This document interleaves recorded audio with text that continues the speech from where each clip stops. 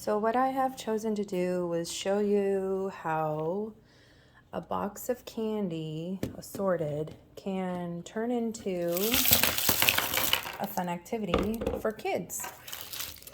So what we're going to do is we're going to separate the candy into categories. So you see there's different types of candy here. We've got chewy ones, there's a few chocolates,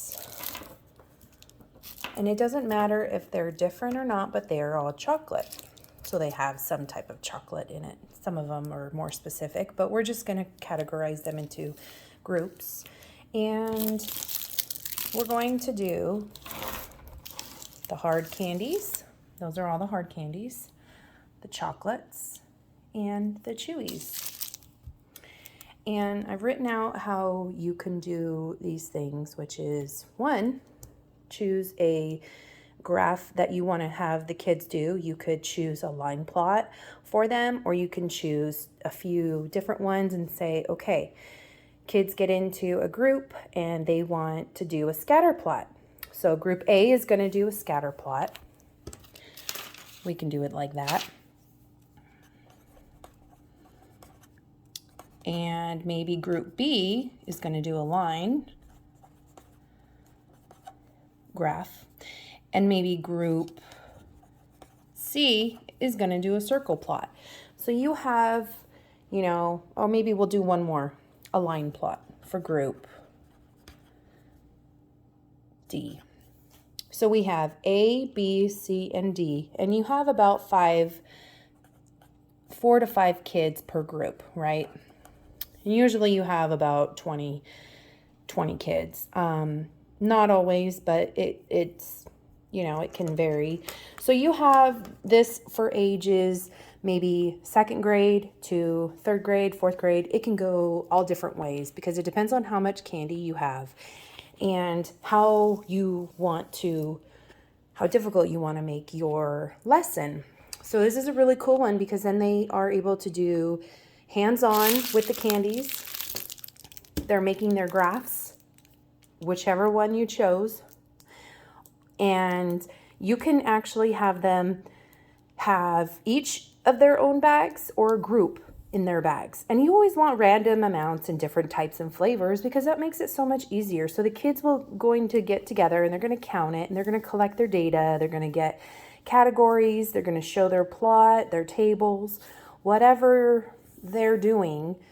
And maybe they'll present it to you in your group and they'll have a spokesperson to come up and share. Or maybe the teacher will just go over and say what idea they did or what graph they did and go from there. So for this, I'll write it out into better format, but this will be a fun idea for them to do since Halloween's coming, and this is a really cool thing to do really during Easter or any type of activity that you have a party, so to speak, that you want to have, anything in the district and a class, they want you to make it educational in some way. So if you have an activity you want to do, this is a really cool one because you're still learning math, you're still doing goodies for treats, and afterwards they can distribute them in their group and be like, okay, 2 for you, 2 for you, 2 for you, 2 for you. I don't like chocolate, you can have all that.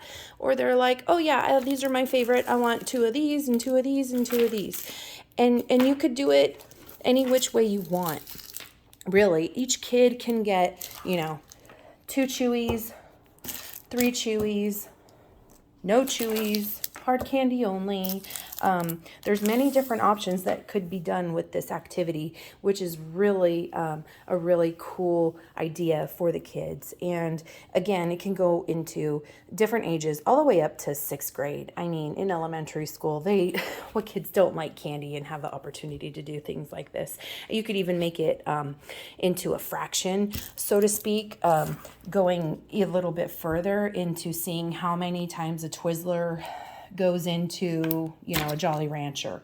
Maybe they're 2 long, or maybe they're 3 long, and so on and so forth. But that can go into fraction detail. But for us right now, we're going into our graphing and plotting and sampling, and we want to know how many groups we're going to have of our candy that is all assorted.